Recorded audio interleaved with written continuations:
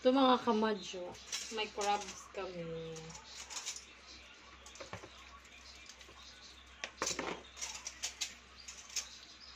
Ayokong hawakan dahil baka mamaya ipitin yung kamay ko. Nako. Mga buhay pa kasi siya.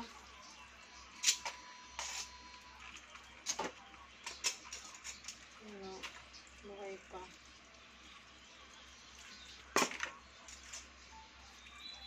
Yung blue crab to mga kamadyo, kaya lang mga maliliit pa siya. Hindi pa lumaki. Nag-order kasi si nanay ng crab. Hindi ko naman nakalain na ito yung darating. Maliliit. Eh, sige na lang. At least meron. Gagawin ko, i-steam ko lang siya.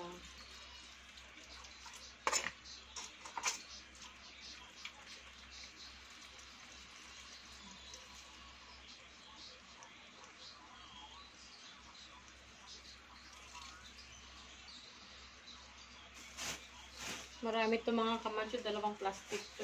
2 kilo to.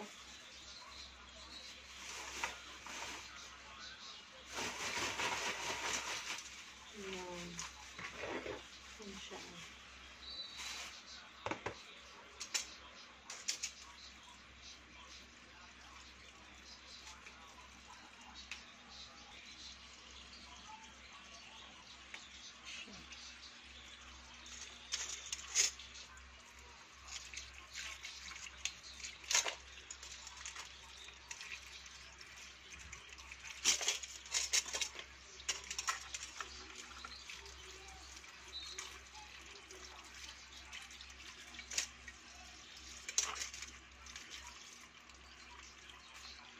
Yan siya.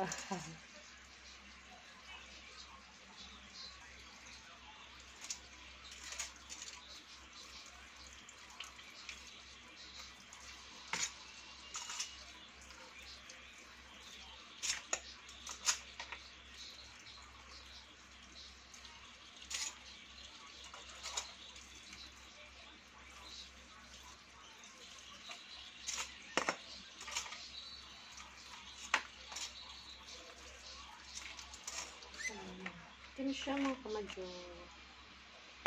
Lagay ko lang to sa, i-steam ko lang siya. Para. Tapos, saka ko siya lulutuin sa kung anong gusto kong luto. Kaya ito kumulo na yung ano natin.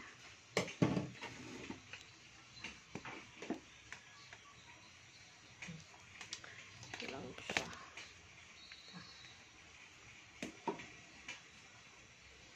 Kahapon kasi mga kamadyo, tumambling tong aking tripod. Ayan. Kaya dito natin siya ganun. Para safe. Ayan. Sino ba? Baka matumba ka na naman. Ayan, ganyan na lang.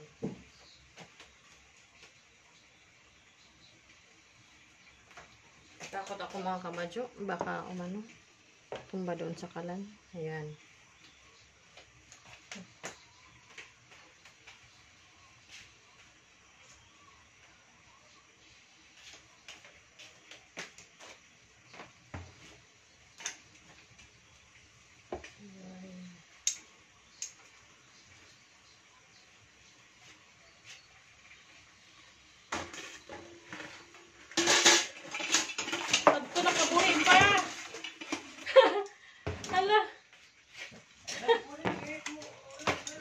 Nanlokso gani.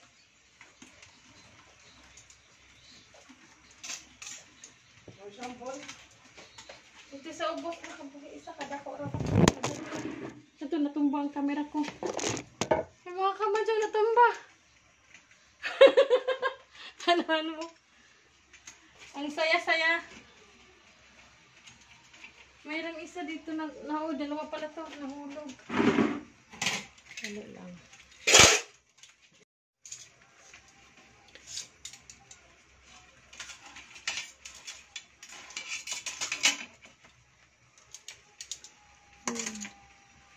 Unti-unti ko lang ilagay.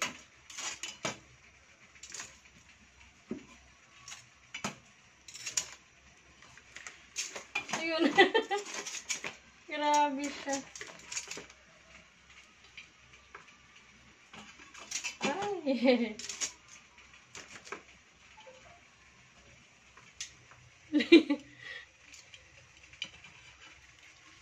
Ayun. Unti-untiin lang natin para hindi siya magano. Nangisay na sila. Yan. Ay, buhay na buhay oh. Tignan yung mga kawadyo. Ayun.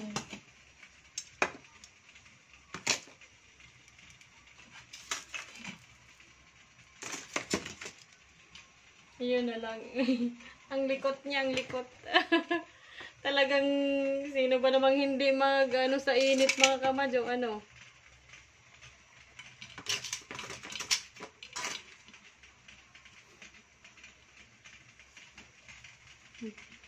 Yan ba yung nahulog? Dito, nahulog. Sayang.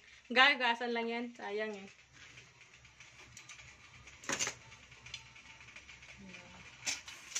Ayun.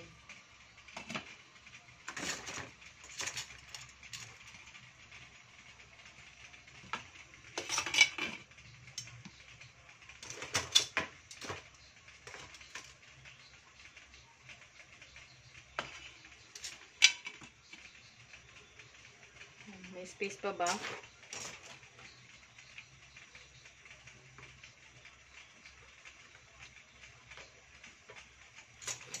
Tira na lang to sa ano, hindi na magkasya dyan.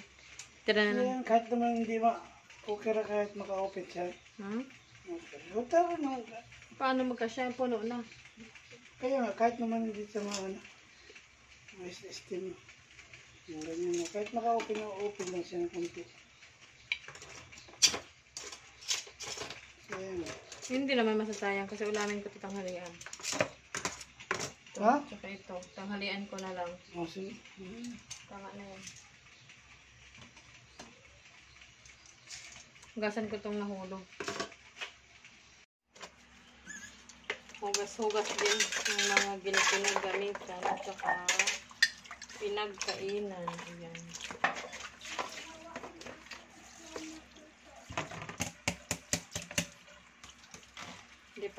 Hindi pa luto yung crab natin mga kamay.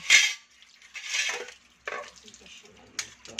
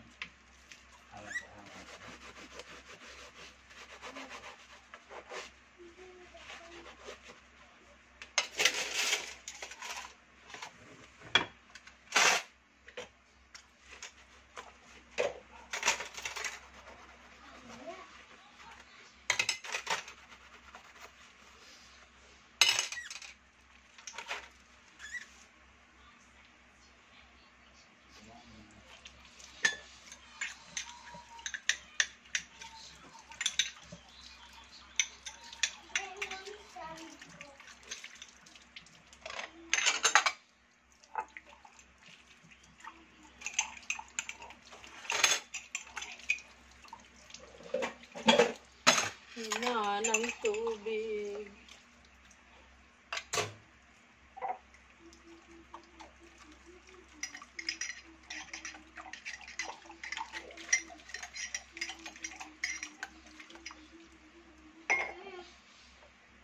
Mahina ang tubig pagka ganitong oras kasi maraming gumagamit.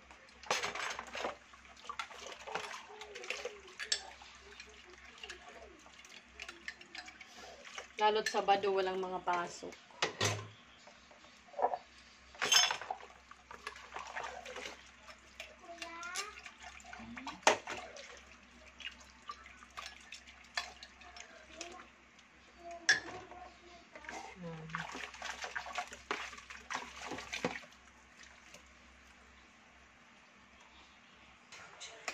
Ayan, tapos na tayo maghugas ng ating pinagamitan tsaka pinagkainan. Ayan, luto na siya mga kamadyo.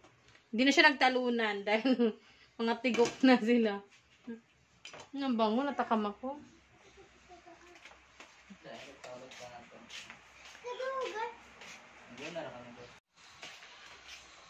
Hanguin na natin mga kamadyo ang crabs natin. Ibalik natin saan. Ilagyan ko kanina. Pwede rin siguro sa steamer na lang. Patong ko lang dito.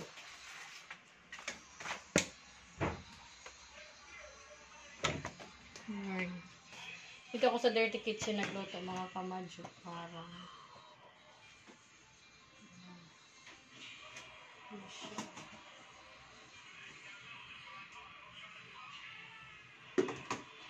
ito siya.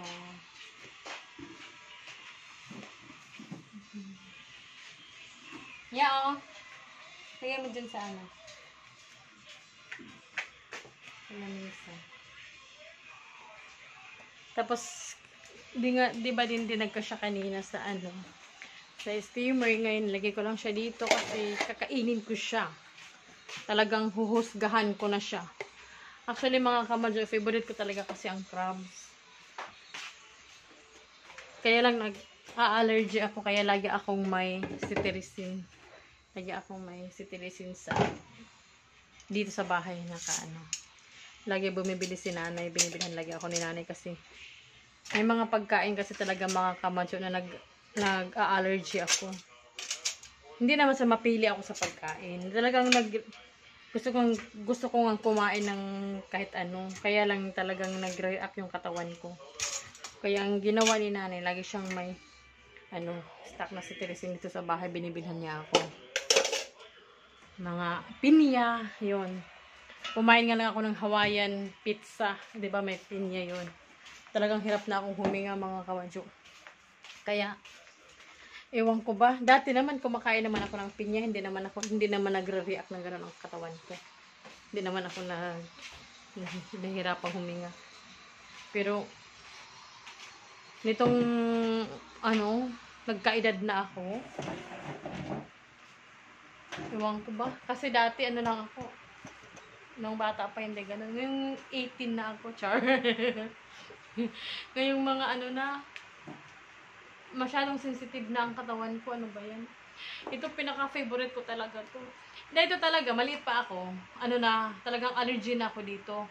Pero hindi ko talaga maiwasan kumain. Gawa ng favorite ko talaga siya. As in, maliit pa ako. Ang ginagawa naman ng tatay ko dati, nung maliit pa ako, ang ginagawa niya, pag kumakain ako ng ganito, ipinagtabi niya ako ng shell. Yung shell nito. Kasi 'di ba dati hindi pa naman yung mga tableta na yun, yung mga cetirizine, hindi ko nga kilala yung mga ganyan dati.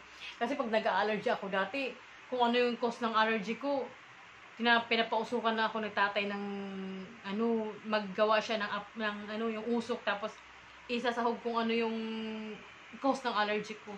Kaya ang ginagawa niya, pag kumakain ako ng crab dati, yung shell nito, talagang pinagtabi niya ako para pag mag-react yung katawan ko, papausukan niya na ako ng ganun. Ganun ang nangyayari. Ngayon wala na kasi yung tatay ko namimiss ko talaga yung tatay ko sa nanay ko. Wala na kasi sila, kaya wala.